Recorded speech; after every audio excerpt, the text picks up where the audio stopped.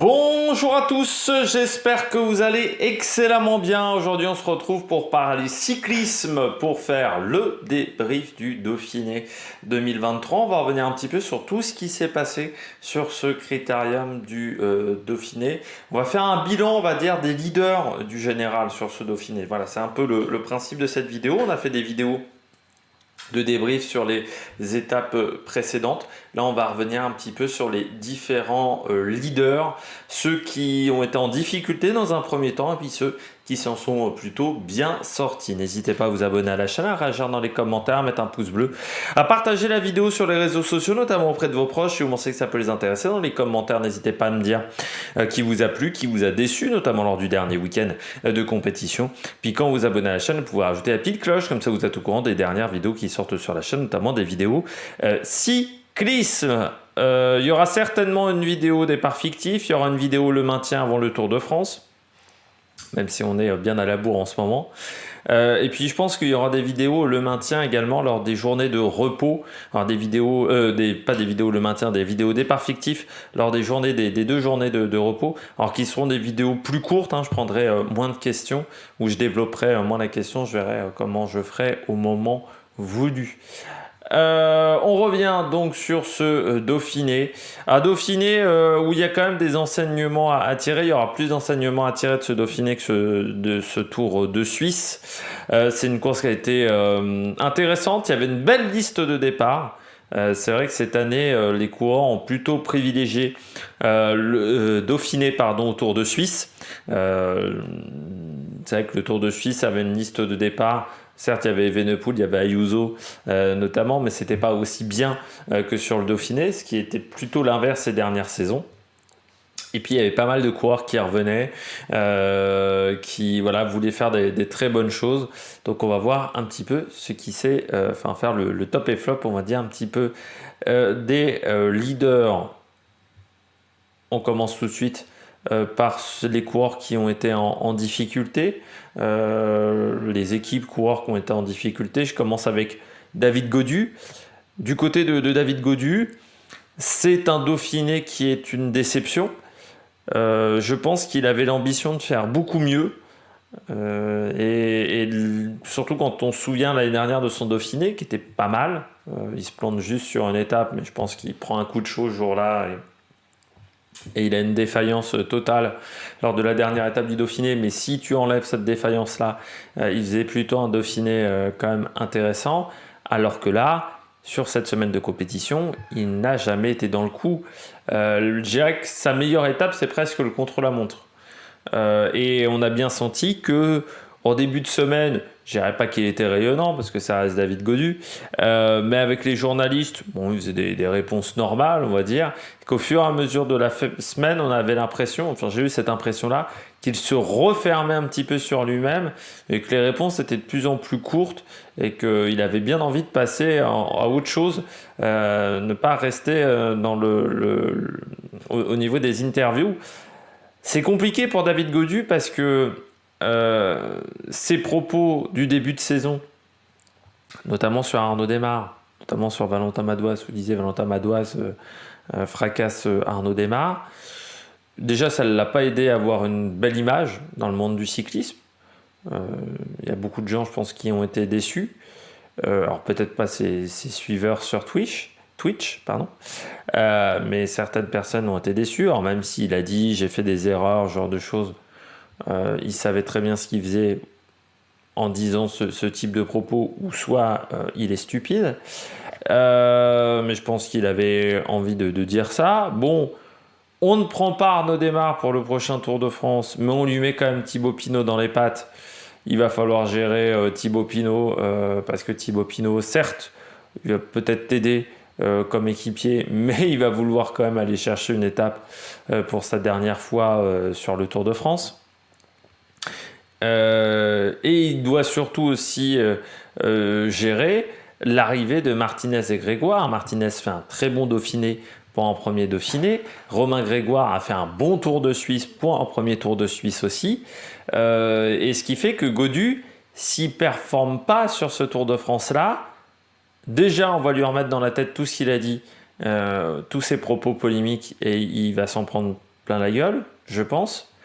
Et deuxièmement, Martinez et Grégoire, s'ils font une bonne Vuelta cette année, vont se retrouver à presque être dans un statut de leadership. Gaudu, faut qu'il marque son territoire cette année. Il doit réussir son Tour de France. Il ne peut pas faire autrement. Sinon, sa 4e place, on s'en souviendra plus. Et c'est le gros problème de Gaudu, qui se met aussi un peu tout seul dans la merde parce que ses propos sur Arnaud Démare, il s'est mis dans la merde tout seul. Et il va falloir vraiment trouver une solution très vite pour Gaudu. Sinon, ça risque d'être compliqué. Avec encore une fois Martinez, Grégoire, qui peuvent être performants très vite. S'ils réussissent une belle Vuelta, ils peuvent aussi rentrer dans le cœur des Français, ce que Gaudu n'arrive pas à faire. C'est vrai que Gaudu, contrairement à... Enfin, j'ai l'impression, c'est mon impression, mais contrairement à un Pinot et un Bardet, a beaucoup moins de notoriété que ces coureurs-là, alors que, il a une... Enfin voilà, il fait 4e l'année dernière du Tour de France, c'est un bon résultat, mais j'ai l'impression que c'est pas passé inaperçu, mais que ça n'a pas soulevé peut-être autant les foules que ce à quoi on pouvait s'attendre. Ce qui est un peu surprenant quand même. Et plus c'est... Alors certes, il arrive à fédérer une communauté sur Twitch. Je pense une communauté de jeunes fans de cyclisme sont intéressés par ce qu'il fait sur Twitch, sont intéressés par le personnage Gaudu, mais je pense qu'il y a une population un peu plus âgée qui a du mal avec Gaudu, qui a du mal à s'émerveiller avec Gaudu.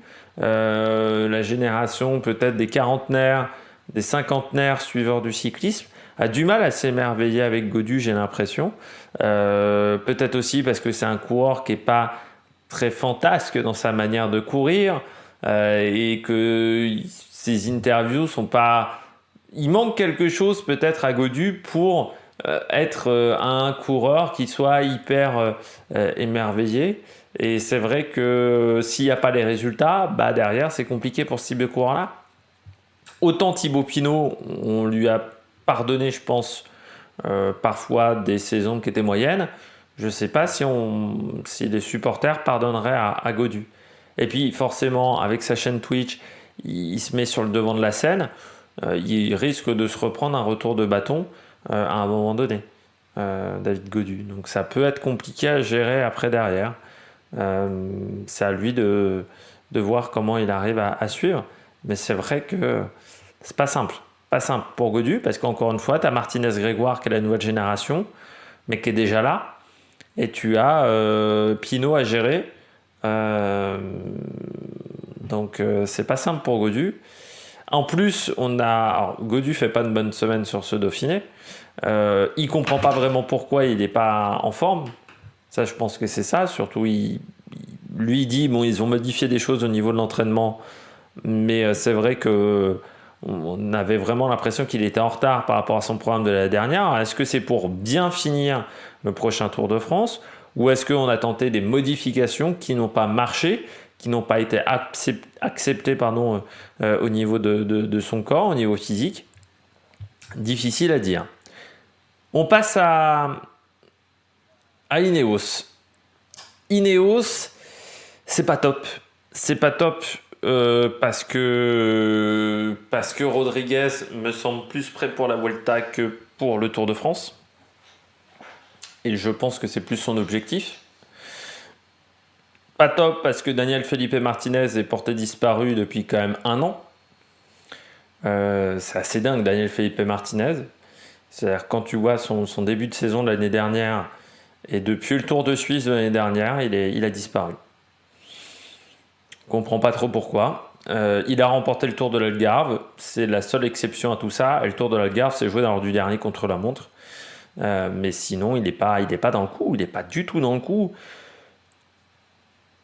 Là, je pensais que ça irait mieux parce qu'il fait pas un mauvais contre-la-montre. Et derrière, en montagne, ça se repète la gueule physiquement. Enfin, je sais pas ce qu'a Martinez, mais c'est assez surprenant. Alors, est-ce que c'est l'ambiance Ineos qu'il ne supporte pas ? Mais bon, il l'a supporté très bien lors de sa première année dans cette équipe. Enfin, j'ai beaucoup de mal à comprendre pourquoi Martinez, ça ne me va plus chez Ineos, alors que ça a fonctionné lors de sa première saison et demie. Et pourquoi là, ça fait depuis un an que ça ne marche pas, que les résultats ne sont pas au niveau des attentes. Et puis Bernal, il est capable de tenir un jour, 2 jours peut-être, mais sur 3 semaines, non. Il est capable, je pense, de jouer des étapes, de jouer pourquoi pas un maillot à poids, mais de jouer des victoires d'étapes. Ça, je pense que Egan Bernal a les qualités pour le faire. Par contre, sur 3 semaines de course, jouer le général, ça me semble quand même très compliqué parce que j'ai l'impression qu'il a parfois des gros coups de moins bien physiques du fait qu'il n'est pas encore à 100% de ses capacités physiques. Il est encore en phase de retour. Il est un peu dans la même situation que Thibaut Pinot l'année dernière, c'est-à-dire qu'il revient d'une année blanche où il n'a quasiment pas couru en 2022. Donc il doit se reconstruire, c'est l'année de la reconstruction en 2023, mais ça veut dire qu'il va avoir un petit peu de travail à faire quand même avant de retrouver les sommets en 2024. Et Rodriguez, ça me semble encore un peu trop frêle pour le Tour de France. Et encore une fois, ça me semble plus prêt pour la Vuelta. Donc j'ai peur que Ineos, sur le prochain Tour de France, au niveau du général, il n'y a pas grand-chose à se mettre sous la dent et qu'on se concentre beaucoup plus sur les victoires d'étape, sur une course de mouvement, parce que ça me semble la seule solution peut-être d'Ineos pour obtenir un résultat honorable. Et bon, on enchaîne quand même les grands tours qu'on ne gagne pas chez Ineos. Cette période de disette n'est pas habituelle pour la formation anglaise. On passe à Landa. Pas exceptionnel, Landa. Il a perdu du temps dès les premiers jours, où il se retrouve dans des cassures. Après, Landa, c'était le cas l'année dernière. J'ai l'impression que c'est un coureur maintenant qui choisit ses courses. Voilà, il a des objectifs, il est prêt pour ses objectifs. Avant son objectif, après son objectif, il ne faut rien lui demander. J'ai l'impression que c'est ça du côté de Landa, c'est-à-dire avant c'était un coureur qui était très présent pendant toute la saison, qu'on voyait assez régulièrement pendant toute la saison, mais souvent qui se ratait sur les grands tours, qui n'arrivait pas à obtenir de grands résultats sur les grands tours. J'ai l'impression que maintenant, on le voit que sur les grands tours, Landa. C'est un peu l'effet que ça me fait sur ce Dauphiné. Oui, il n'était pas au top. Je pense que voilà, il se prépare vraiment pour la suite de sa saison. Après, le problème pour Bahreïn, c'est qu'ils n'ont plus que Landa pour le prochain Tour de France, car avec le décès de Gino Meder, c'est sûr que je pense que c'était l'objectif d'avoir Landa et Gino Meder co-leader au départ de ce Tour de France. Forcément, avec la mort de Gino Meder, tu n'as plus que Landa. Il va falloir voir aussi comment mentalement on va réagir dans cette formation. Ça peut être un Tour de France très compliqué pour eux, avec la mort du Suisse. Ça peut être une fin de saison difficile à gérer. Et surtout, quel coureur... Alors, est-ce qu'un coureur prendra la place de Gino Meder ou est-ce qu'on va partir avec un coureur de moins pour rendre hommage aussi aux Suisses? Ça, c'est des questions qui peuvent se poser. Mais de toute manière, le coureur qui sera... S'il y a un coureur qui est pris pour remplacer Gino Meder, ça sera très compliqué pour ce coureur-là mentalement de remplacer un mec parce qu'il est mort. Et pour Landa, il faut voir comment on va gérer du côté de Bahreïn parce que forcément, l'équipe va être très marquée encore dans 3 semaines, enfin dans 2 semaines, pardon, par cet événement et ce drame, cet événement tragique, ce drame qui s'est déroulé lors du Tour de Suisse. Je continue avec Enric Mas. Alors moi je l'avais trouvé très discret sur cette semaine de compétition. Il semblerait qu'il ait eu une gastro pendant cette compète, pendant ce Dauphiné, donc ce qui est rendu sa course très compliquée. Dommage également pour Movistar, c'est Jorgensen avec sa chute, parce que ça aurait été intéressant pour lui de montrer ce qu'il valait et de profiter du fait qu'Enric Mas n'était pas au top de sa condition physique, mais Jorgensen étant tombé, ça lui coûte énormément. Et puis c'est toujours inquiétant pour un coureur comme Jorgensen parce que c'est un coureur qui, quand vous avez une chute comme ça, assez proche du Tour de France, ça gêne votre récupération, ça gêne également votre préparation finale, terminale, le peaufinage de la forme physique. Et ça peut être vraiment un problème pour Jorgensen. Et Mas, pareil, hein, être malade à ce moment-là de la préparation, c'est le moment-là du peaufinage de la forme, vraiment de la préparation terminale, c'est pas l'idéal. Vraiment, ça peut vous mettre en retard, ça peut décaler vos pics de forme, ça peut vous fatiguer également. Et on sait très bien qu'arriver fatigué sur un Tour de France, c'est, autant vous dire, c'est se mettre une balle dans le pied, encore plus dans ce Tour de France 2023 où il y aura énormément de difficultés où il va falloir être prêt en troisième semaine à souffrir. Forcément, si on part avec déjà un taux de fatigue important, ça risque d'être difficile. Et puis je termine avec Carapaz. Pas vraiment dans le coup, mais c'est un petit peu comme depuis le début de saison. Alors il y a eu quelques moments où il est là.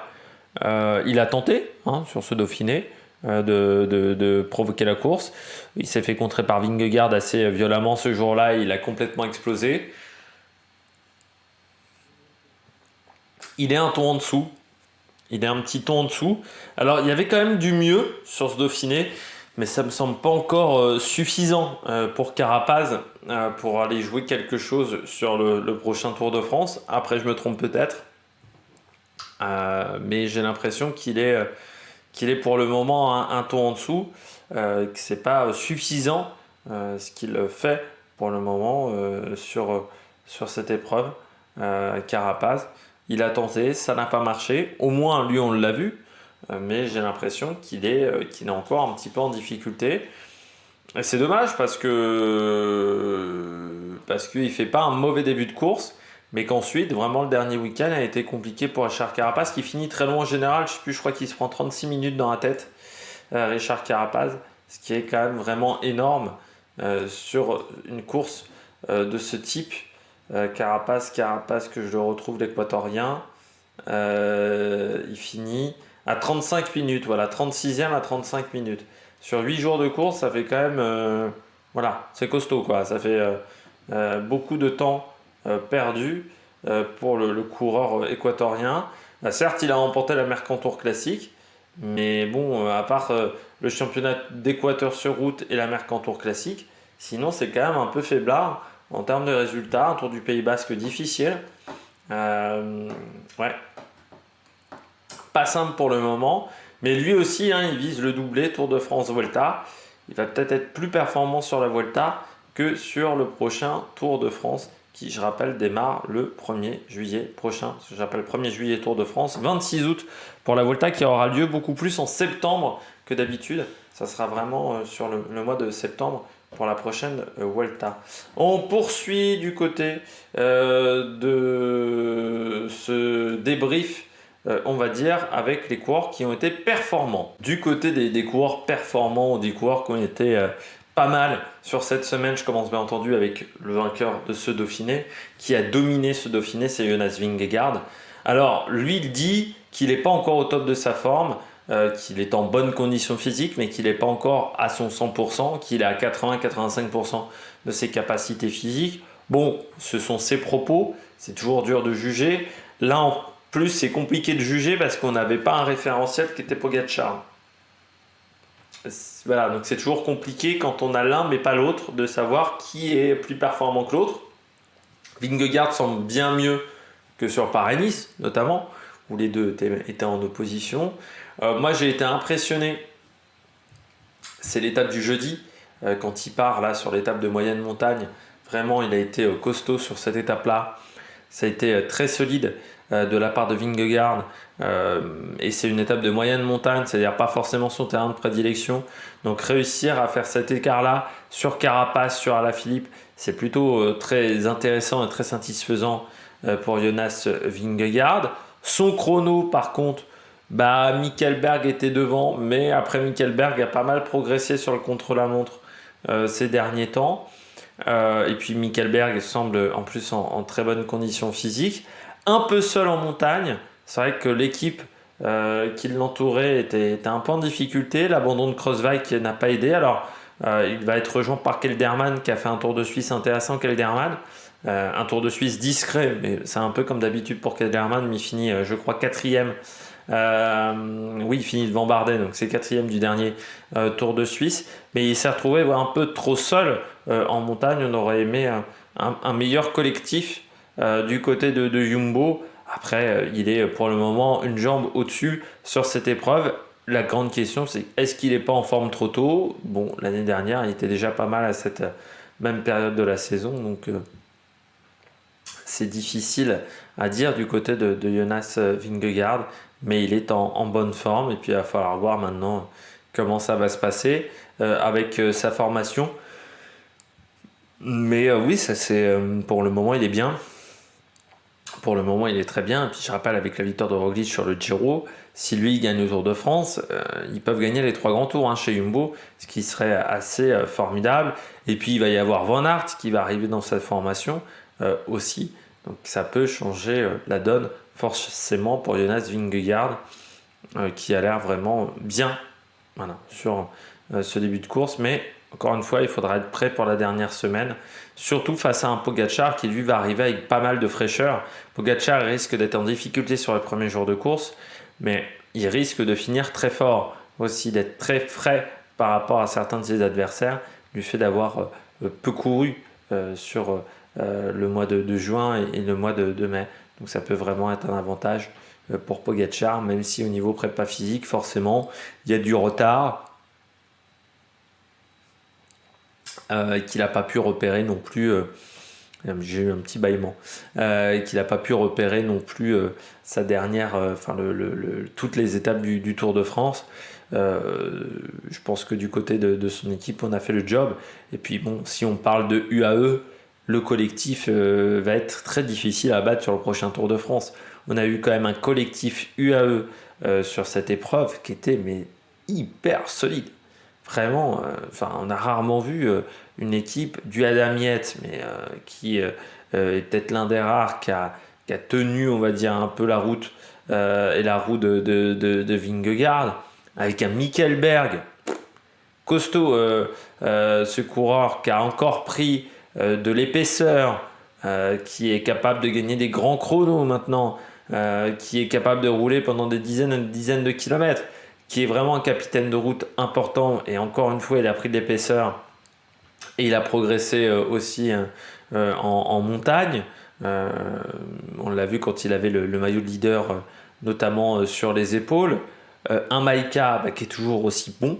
Maïka, le collectif UAE sur le prochain Tour de France, il fait vraiment très très peur.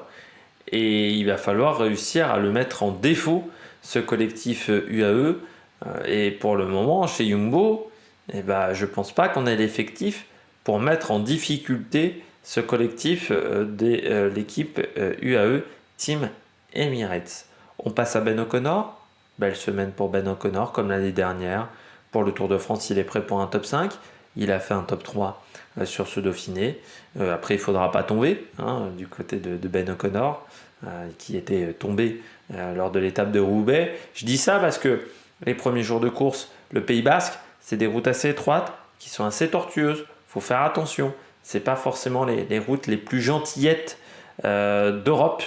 Et donc, il va falloir gérer avec un peloton de 170 coureurs. C'est pas toujours évident. Il peut y avoir des chutes sur ce début de course. Du côté de Ben O'Connor, il est prêt pour le top 5.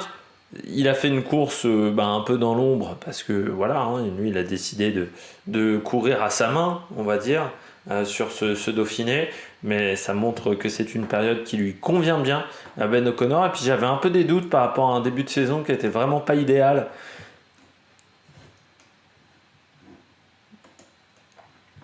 Il n'avait pas fait un grand début de saison, Ben O'Connor. Il finit qu'à 30 secondes de Yates. Il finit devant Jane Lay, Jack Haig et Guillaume Martin. Donc il fait vraiment une belle semaine, Ben O'Connor. C'est vrai qu'il avait eu une première partie de saison assez discrète. Je pense notamment Sur Tirreno, il prend la 13e place, 14e du Tour de Catalogne. On l'avait assez peu vu sur ces épreuves-là. 5e du Tour du Jura. Il avait fini 6e du Tour de Lander, mais où là il était assez visible. Et 50e de Liège. Mais par contre, il s'est bien refait la cerise sur ce Dauphiné avec un bon contre-la-montre sur ce Dauphiné. Et puis un beau dernier week-end. 4e sur la montée de la Bastille à Grenoble. 4e également en haut du col de la Croix de Fer. 5e à Crest-Voland aussi. Donc voilà, il a fait vraiment des très très belles choses sur cette semaine. Et avec une équipe AG2R où il y aura notamment Félix Gall. Ça sera intéressant de voir comment chez AG2R on arrive à bien se comporter. Où il y aura Van Avermaet aussi, peut-être, Nance Peters, Dorian Godon, enfin des coureurs voilà, qui peuvent vraiment bien aider l'équipe AG2R. Donc ça peut vraiment bien fonctionner pour cette formation AG2R sur le prochain Tour de France. On poursuito avec Guillaume Martin. Très belle fin de semaine de Guillaume Martin qui est monté en puissance au fur et à mesure de la course. Vraiment, il a très très bien fini, Guillaume Martin. Il fait vraiment une belle semaine de compétition. Moi, j'ai bien aimé son attitude. J'ai bien aimé sa manière de courir au cours de la Cofidis sur cette semaine. Donc vraiment un très bon point pour Guillaume Martin, qui je trouve a fait vraiment une très très belle semaine. Et ça, c'est très intéressant. C'est un coureur qui peut faire, si la course en plus est difficile, si on a pas mal d'abandon ou pas mal de coureurs qu'on écoute moins bien, Guillaume Martin, c'est un coureur qui a déjà fait des top 10 sur les grands tours, donc il est capable de reproduire ça. Guillaume Martin, il y aura en plus peu de kilomètres de contre-la-montre, donc c'est un coureur qui pourrait, pourquoi pas, faire 6e, 7e du prochain Tour de France, qui serait vraiment un bon résultat pour Guillaume Martin, mais c'est pas impossible et il est en bonne condition physique. Donc très satisfaisant pour le coureur français qui a vraiment fait une belle semaine avec une 6e place au général de ce Dauphiné et vraiment un très grand dernier week-end. Julien Alaphilippe, encore un peu juste, mais il est dans les temps de passage. En fait, ça m'a rappelé son Dauphiné 2019. Voilà, ce qui est plutôt intéressant. C'est-à-dire qu'il est dans les temps pour faire un bon Tour de France. Je pense que voilà, il est dans ses temps de passage, Julien Alaphilippe. Une victoire d'étape en plus qui fait beaucoup de bien à Julien. Et encore une fois, ça lui permet de rentrer dans une dynamique positive, de ne pas repartir bredouille de cette course. Il prend également un top 10. Donc c'est plutôt une semaine très intéressante qu'il a fait sur le Dauphiné. Il en manque encore un petit peu. Mais je pense que cet écart de forme sera comblé sans aucun problème d'ici le Tour de France. Et je pense que Julien Alaphilippe sera un coureur sur lequel il faudra compter pour les victoires d'étape, lors des étapes, lors des journées compliquées. Est-ce qu'il jouera le général? Je ne pense pas. Mais il peut faire vraiment des très bonnes choses. Et puis bon, ça peut lui permettre de retrouver la cote auprès de Patrick Lefebvre du côté de Julien Alaphilippe, et de rappeler aussi à Patoche qu'il n'est pas fini, parce que Julien Alaphilippe, c'est déjà un coureur qui a été en difficulté à un moment dans sa carrière, avec notamment des problèmes de genoux. Il ne faudrait pas l'oublier du côté de Patrick Lefebvre, que c'est un coureur qui a déjà connu des périodes compliquées et qui a su rebondir. Je pense qu'il est capable de bien rebondir sur le prochain Tour de France. Genley, c'est pas mal aussi, avec un Tour de France avec peu de kilomètres de contre-la-montre, forcément ça va l'avantager. Bon, Genley, là aussi, hein, ça fait partie des prétendants pour un top 5. Après, pour le podium, il faudra voir comment ça se goupille pour le vainqueur du Giro l'année dernière. Et puis, je voulais parler un petit peu d'Uno X. Torsten Trahen, très bien, avec un top 10.